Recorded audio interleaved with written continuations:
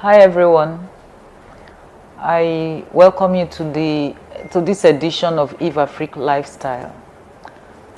Eveafrique Lifestyle is a program where we attend to topical issues, human interest stories, inspirational happenings around our ecosystem. This edition I'll be speaking with Miss Favour Rufus. Miss Favour Rufus is the second runner-up for the Miss Portharcourt City Vintage Edition. She is Miss Humanity, yeah? Portharcourt City, Miss Portharcourt City Humanity 2022.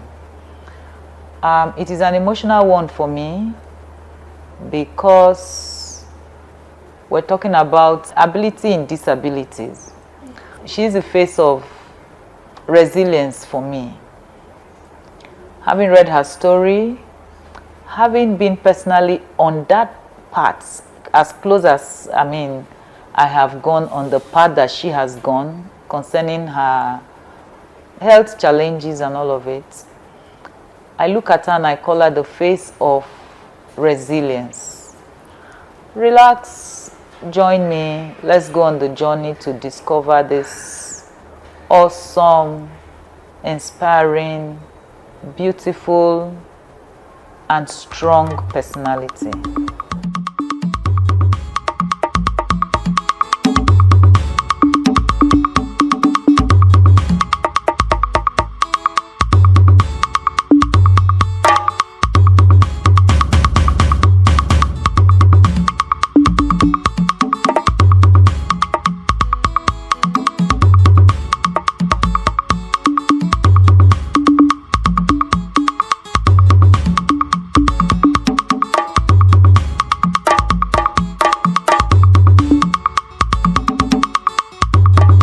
Welcome back from the market. You know, we need to pay bills, and let's use the opportunity and remind you that you can always advertise your business, your services on Eveafrique.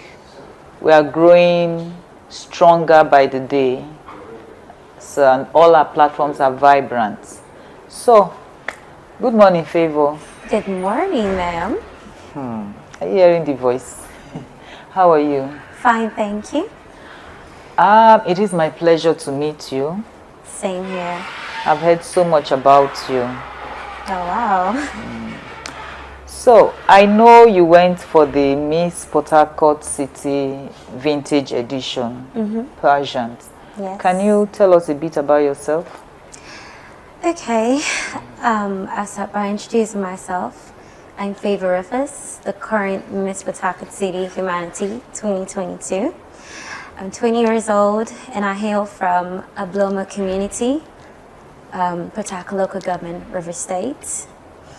And I'm from a wonderful family, I'll put it that way.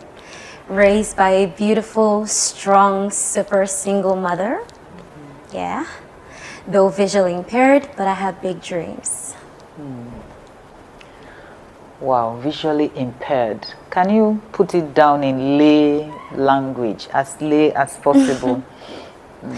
Okay, so the word visually impaired simply means a person who has sight impairment, but maybe you could still sense some image or lights, pressure on their eyesight, something like that. Some could be very blurry. Some could be a bit clear, but as for mine, it's extremely blurred, so I can barely see things clearly. Yeah. Wow. So, you are 20 years old. Yes. And how long have you been in this condition? Oh wow, I think I'll make a joke out of this. I am a degree holder in this aspect. It's been over 17 to 18 years now since I've been visually impaired. Yeah.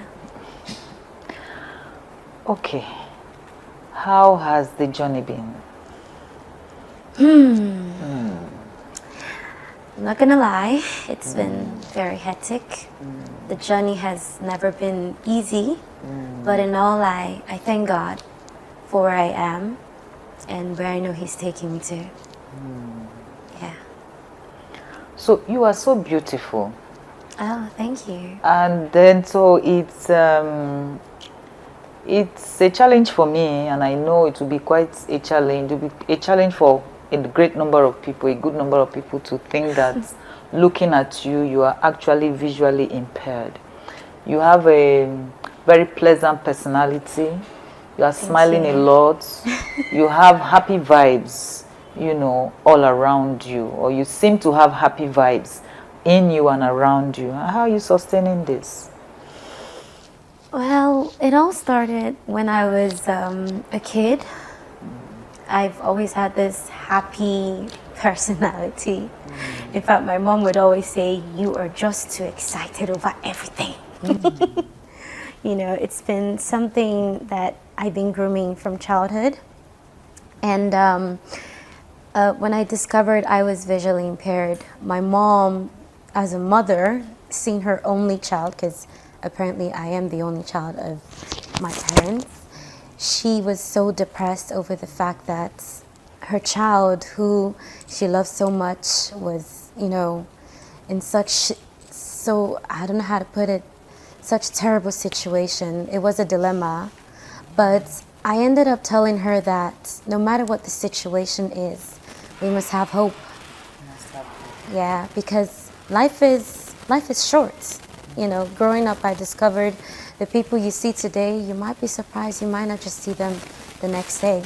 So every opportunity we have, we should smile often, try to make ourselves happy. It may not be easy, trust me, it is never easy, but we should just try, you know. So I helped my mother build that faith.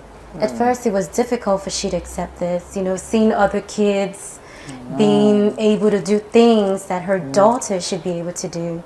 But in time, she saw me smiling and laughing like there's no problem, you know. So she was like, if my daughter in this situation can be happy, then I too can be grateful and happy. Yeah. As a mother, this is deep, yeah. It's strong because, I mean, nobody wants the extra burden. At all. Nobody wants the extra pain.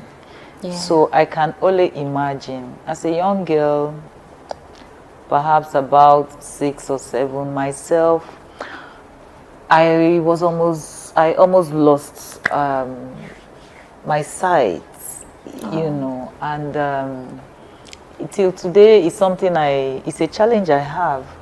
So I can just feel your mother's, and then as a mother, I can feel your mother's beats. I understand your journey to an extent. And because I can't say I understand it all. I've not gone as far as you have gone, you know. So, how did you do for school? For schooling? Well, at age 6, because we didn't even know I had this impairment or any challenge on my sight, because my parents were no longer together. It was just my mom. So I think age 7 to 8, I was about clocking 8 years when my teachers would complain oftenly that I'm not doing well educationally. It's either I'm not seeing the board, I'm not able to write well, something like that. And my mother would wonder, how is this possible? Well, you can watch Barbie, you know, because I was a big fan of Barbie and still am. And, you know, it was terrible. I too did not understand, because as a kid, I know I could do things like watch cartoon, jump up and down. But then I think it got so bad to the point where I wasn't just doing well at all. They would give me a question sheet and they'd be like, okay, so do your exams. I will write the correct answers in a rough sheet. But then when it's time for me to put it back, like, you know, write it down in the answer sheets, I would do different things together. Like I would write the opposite of what I wrote there. My teacher would be like, what is going on? In this sheet here, you have the right answers. In this other one, you have another answer. Is it that you're being funny or you don't know what you're doing? So she called me aside after the exam and she was like asking me the questions bit by bit, and I would answer her correctly. And she was like, that means it's the sides. Why can't you write it? Yeah. So she was like, okay, now you write it down. And when I wrote it down, she noticed it's the sides. I still couldn't see what I was writing from the other sheet on that paper. So she was like, no, we have to tell your mother. I got back home. She explained to my mother. When I got to the hospital, it was already too late. The doctor said I was diagnosed with glaucoma.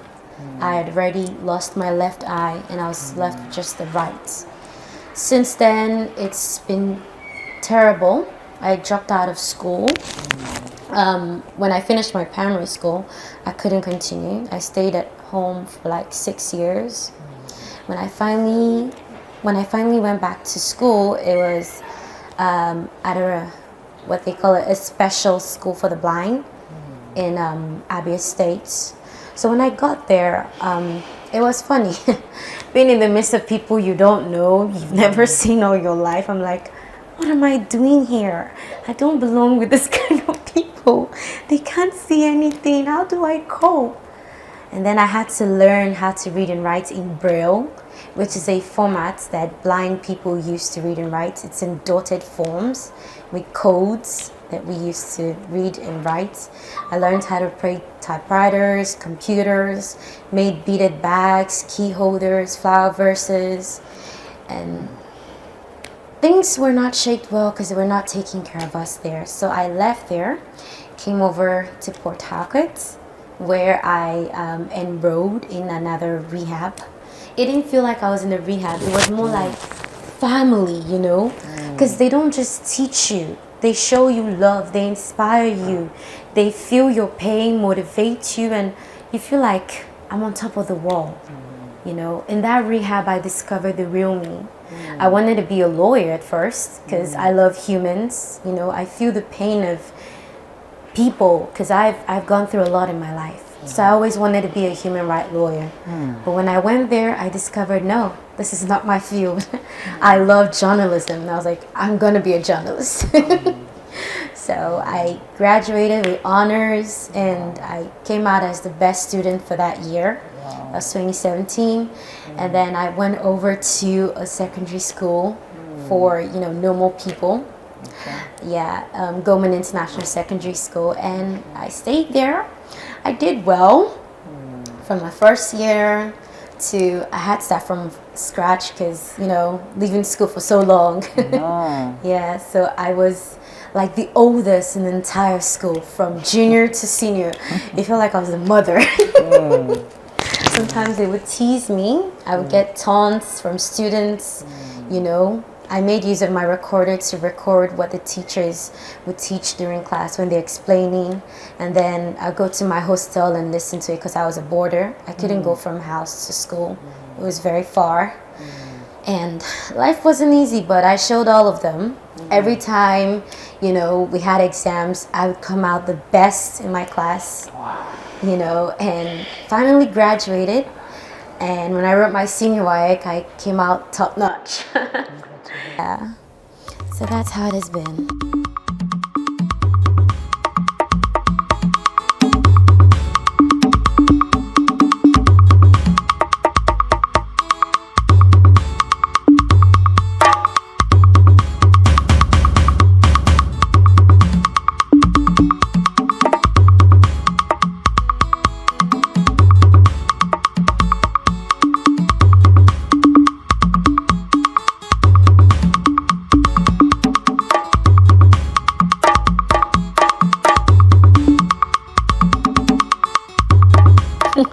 It's plenty. And it must have costed quite a fortune. It did. So your dad, was he a co-sponsor? It was all your mother? I wish. It was more of my dear mother. Okay. Yeah. All right, Favour. So this other school you attended, you tell us the name again. That's where, you were inspired. Yes. That's where your spirit was motivated. Yeah. That's where your spirit was empowered, to believe that, there was nothing that was actually impossible with you. Exactly. Wow. So can you talk a little bit about your experiences in that school, Okay. Because we hear about both, in Nigeria and outside of Nigeria, we hear stories of, and so the child was told that he or she wasn't good enough. We're talking about normal children, or children who didn't have any sort of obvious physical disabilities. Yes. You were told that, and the teacher said I couldn't amount to much, and the teacher said I be this and that, so for that reason, then my mother said no, and etc. But here you are telling us there is a school or an environment where you, with the challenge you had at that time, was so inspired, because perhaps the love that comes from your mother and the environment, what you experienced in that other school, has contributed to who you are today. Do you agree? I agree. Absolutely. So share more light on the school and the name, because I don't know if I didn't hear it properly. Okay. All right. So the name of this, it's actually a rehabilitation. It's called TLEC, TLEC Rehabilitation Center. So it's a rehab for the blind or the visually impaired, where they, like I said, teach you Braille, reading and writing, craft work, operating your computer, mobility skills, daily living skills, and all the rest. So my experiences there, my first day arriving at that rehab, I was frightened due to my past experience from the other special school. I was like, what am I going to expect? Are they going to be mean? But when I got there, I got a very warm hug from the owner, Dr. Day Dyer. She was like, oh, welcome, welcome, welcome. I was like, oh, wow. I got in and I met the principal, the instructors. They showed me my room, my first day in class. They took their time, to teach me bit by bit. Though I wasn't getting it right, I was like a bit scared and nervous, so I was messing up a bit. They were like, just calm down, we're not gonna bite you. Just, be free. We're family. Don't look at it that this is a school alone. We're like your family. Other than your mom, we are your mother, we represent your dad, your uncle, whatever. I was like, okay. And I took my time and I did well that first day. I went back to my room and the instructor who they kept in charge of the female students came in and she was like, all right, my dear, talk to me. What are your fears? What are your, depressions like? Explain. And I explained it to her and she was like, okay, when you have this fear, this is what you do. It's normal for you to feel this way. I understand, but now you need to loosen up. Do you want to be great? I was like, yes. Do you have dreams? I said, yes, big ones. She was like, there's nothing impossible for you to achieve. No matter if you are impaired by the society, they feel you're handicapped. But you can prove them wrong. She told me about Stevie Wonder. I was like, I've heard of him. My mom loves his song. And she was like, exactly. You can be like him, even better. Now, Stevie Wonder, you may think, oh, because he's a white man, he has privileges. Trust me, you can do better, even in Nigeria. No matter if people say the country is like this, you can create that difference to society. Always believe in yourself, And as every day went by, they would expose me to things. They would take me out to interviews at different radio stations, exposing me to the life where I can be free to talk, express myself with no fear. And that's where I discovered I actually love the media and this whole journalism thing. And they're like, how about you change your idea of becoming a lawyer? And I was like, okay. I started working on it, got some few helps, from a few journalists in different radio stations, and they taught me this is the way, that is the way. And from there, I started doing motivational speech and motivational quotes. I discovered so much about me. They would do different kind of trainings, like the daily living skill. It teaches us how to clean and cook. I'm not like a super cook like my mom, who's a caterer, but I do cook. You wouldn't even want to cook so much. Yeah, but I do love cooking, and they taught us how to cook. My first time cooking, very funny. My mom got a call by 7 p.m. and they were like, "We saw your daughter at Oime Market." My mom was like, "Hey, Mom!" She was like, "My only child at Oime Market." No. My mother called me. She was like, "Where are you?" I was like, I wanted to lie, and then I had this thought in my head, what if she's around? Okay, so I was like, I went out. She was like, to where? By this time of the night? I was like, I went to the market. She was like, market? And I explained, this is part of our training. My mom was so furious. I was scared. So I was like, I don't want to hurt my mom. I immediately called her back. I was like, Mommy, I'm so sorry. I'm not going to do it again, but it's just part of our training, blah, blah, blah. The next day, she was like, I am coming to your school. I know.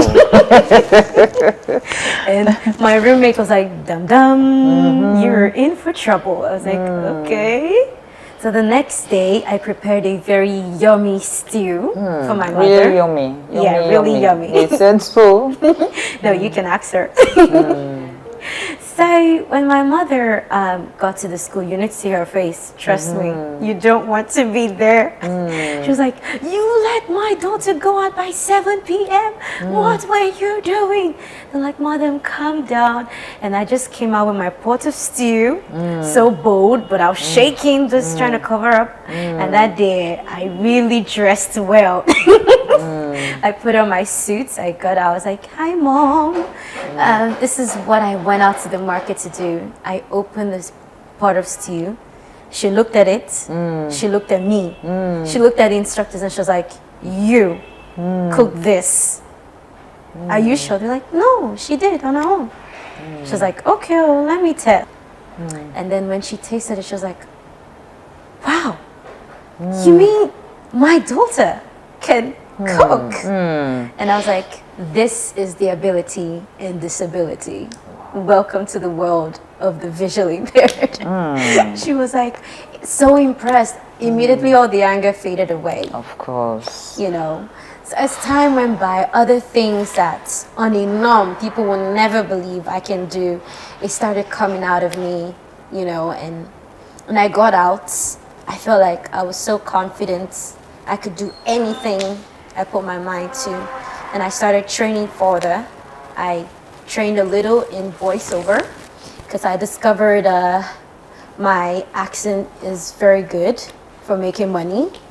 So I did a little touch up here and there, and I'm still doing that, hoping to get better and better. You know, and from time to time, few folks would say, okay, Favour, let's, can we hire you to do a little voiceover for maybe 1 minute or two and we'll pay you? I was like, okay. You know, I started aiming little from there, and till now. I started writing songs too, though I have one single for now called Matching Forward. Yeah, still working on more things. Wow, this is plenty. So you, what is Anchor now? I read somewhere that you have you featured in Anchor Now on Spotify. I know Spotify, but I don't know Anchor Now. Is it a program that is on Spotify and Google or what? Can you shed some light on that? Okay, it's not actually Anchor Now though. It's Anchor. It's an app where you can do a podcast, either about yourself or whatever you choose to. So it has some sound effects that you can just put at the background to make it look classy and stuff. So a friend who is visually impaired introduced it to me and was like, you love podcasts, so how about you start your own podcast show? I was like, okay. So I downloaded the app and I started a show called All About Me by Rosella Jason on Anchor. So Anchor partnered with Spotify and Google Podcasts. So you can listen to my podcast both on Spotify, Anchor, and Google Podcasts. So how do I locate you there? Because I did go to Spotify this morning. I was Okay. trying to understand it. Okay. You know, so how does one locate you? Do you have to have an account, like a handle, or I mean, how does it work?